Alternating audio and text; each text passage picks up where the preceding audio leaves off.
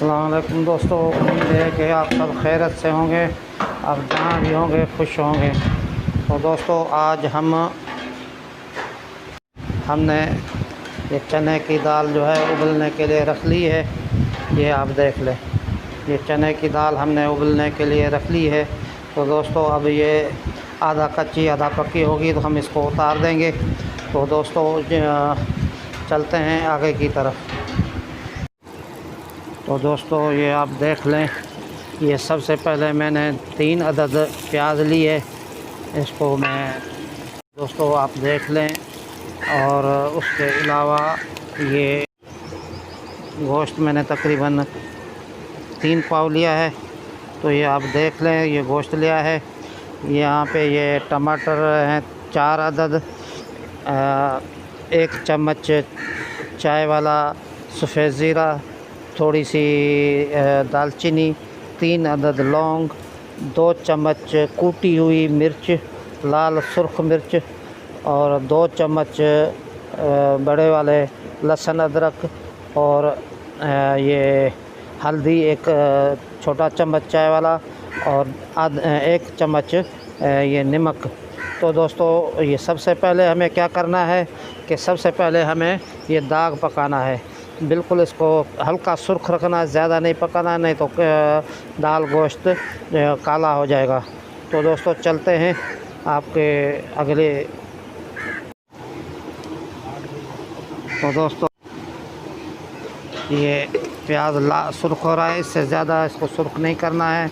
अब हम इसमें ये लहसुन अदरक शामिल करेंगे, इसको थोड़ा सा पकाएंगे ताकि ये अच्छी तरीके से इसकी खुशबू फैल जाए। तो दोस्तों अब सबसे पहले हमें क्या करना है कि ये हमें इसमें ये गोश्त शामिल करना है, जो कि मैंने धो के साफ़ करके रखा है। तो ये दोस्तों इसमें ये इसको ज़्यादा सुर्ख नहीं करना है प्याज को, नहीं तो गोश्त काला हो जाएगा। इस तरीके से इसको पकाना है, ये इस तरीके से इसको पकाना है, थोड़ा सा भून के इसको ये इस तरीके से। अब जो है ये सब अलावा टमाटर के बाकी हर चीज़ जो है वो हम इसमें शामिल कर लेते हैं। ये आप देख लें, ये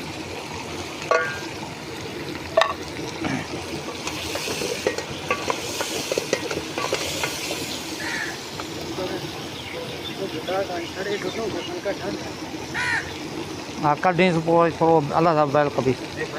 हाँ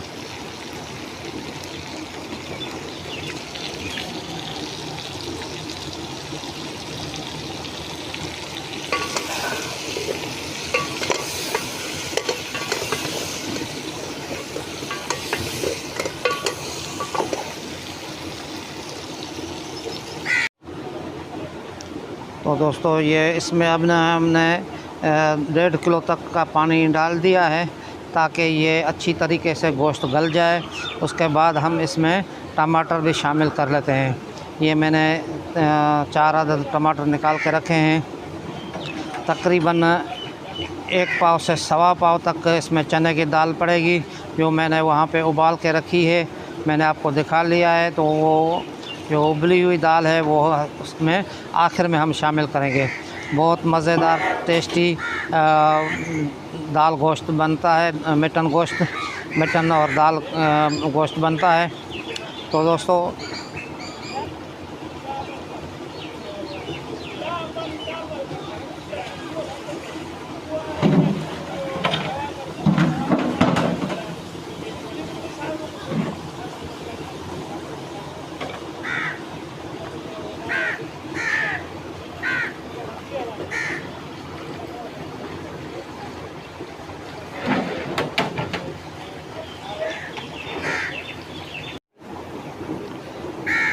दोस्तों ये आप देख लें गोश्त उबल रहा है।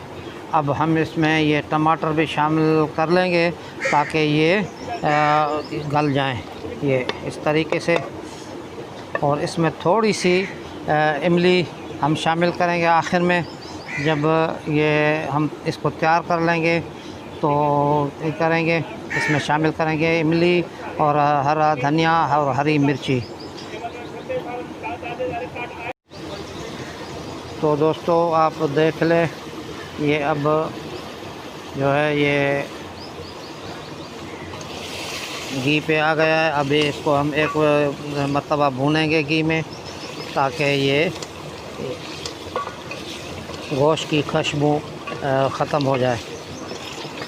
उसके बाद हम इसमें दोबारा पानी शामिल करेंगे ताकि गोश्त अच्छी तरीके से गल जाए। उसके बाद जो है वो हम इसमें दाल शामिल करेंगे। पकाना लाजमी है इसको, ताकि ये गले अच्छी तरीके से गल जाए, तो इसकी टेस्ट ज़बरदस्त बनती है, चटपटा दाल गोश्त बनता है। तो दोस्तों ये आप देख लें, इसको अच्छी तरीके से पकाना है, अच्छी तरीके से इसको घुमाना है, इसको ताकि इसका प्याज टमाटर सब गल जाए और ख़ुद गोश्त भी गल जाए, ऐसा कि हाथ से तोड़ो तो नरम मुलायम हो जाए, हाथ से टूट जाए।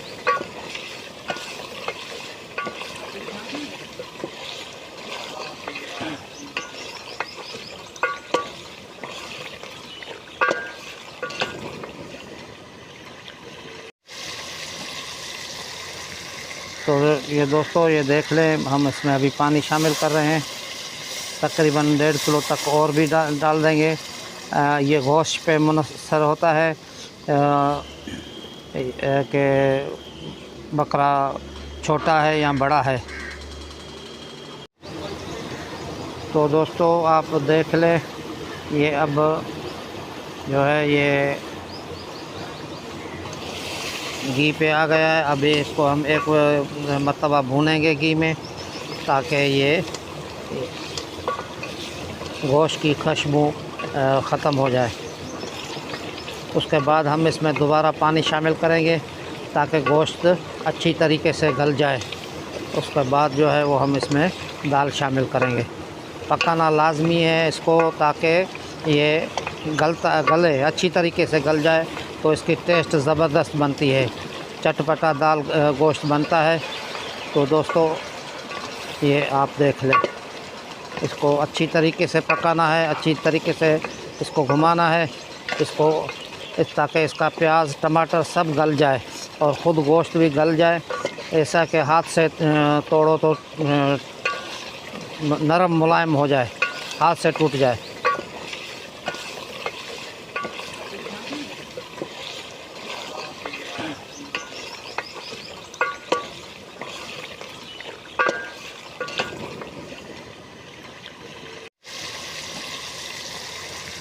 तो ये दोस्तों ये देख लें, हम इसमें अभी पानी शामिल कर रहे हैं, तकरीबन 1.5 किलो तक और भी डाल देंगे।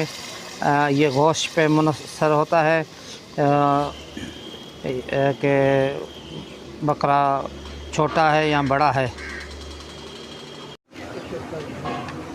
तो दोस्तों ये आप देख लें, अब ये गोश्त जो है वो तैयार हो गया, बिल्कुल गल गया है। तो ये मैं आपको दिखा लेता हूँ, तो आप देख लें, बिल्कुल ये बिल्कुल गल गया है, हाथ से टूट रहा है। तो दोस्तों अब हम इसमें क्या करेंगे, ये दाल शामिल करेंगे।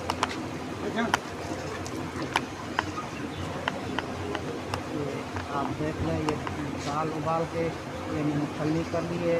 इसका पानी इसमें नहीं शामिल होगा, पानी शामिल होगा तो ये दाल वाला कोर्स में ये बिल्कुल मज़ा नहीं करेगी। तो ये दोस्तों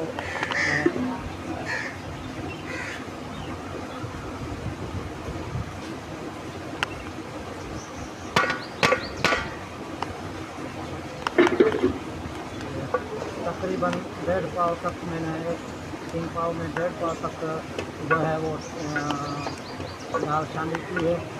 तो ये इस तरीके से इसको भूनना है थोड़ा सा, ताकि ये इसमें मिक्स हो जाए। बिल्कुल अब ये मैंने इमली भिगो के रखी है, ये थोड़ी सी इमली इसको हम दे रहे हैं। बहुत मज़ेदार चटपटी दाल गोश्त बनता है। तकरीबन इस तरीके से नमक मिर्च अपने जायके मुताबिक आप डाल सकते हैं। कहीं पे ज़्यादा खाया जाता है नमक मिर्च, कहीं पे कम खाया जाता है। तो दोस्तों अब हम इसको थोड़ी देर के लिए दम पे रख देंगे।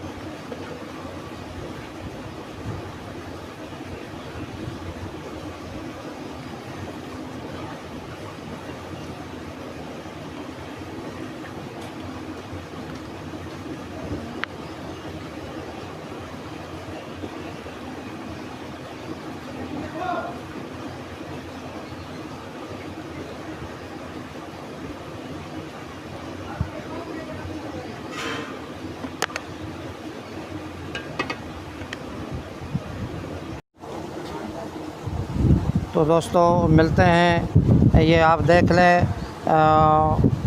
मटन और चने की दाल मिक्स तैयार हो गया है, इसका सालन तैयार हो गया है। आप देख लें, ज़बरदस्त जायकेदार चटपटा, ये आप देख लें। तो दोस्तों ये आप ये देख लें, ये आपके सामने ये देखें चने की दाल, ये आप देख लें, ये चने की दाल तैयार हो गई है।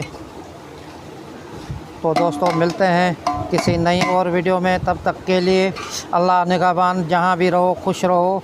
मेरी गुजारिश है कि मेरे चैनल को सब्सक्राइब कर देना और घंटी के बटन को दबा देना और दोस्तों में शेयर भी कर देना। तो दोस्तों मिलते हैं किसी नई और वीडियो में, तब तक के लिए अल्लाह निगहबान।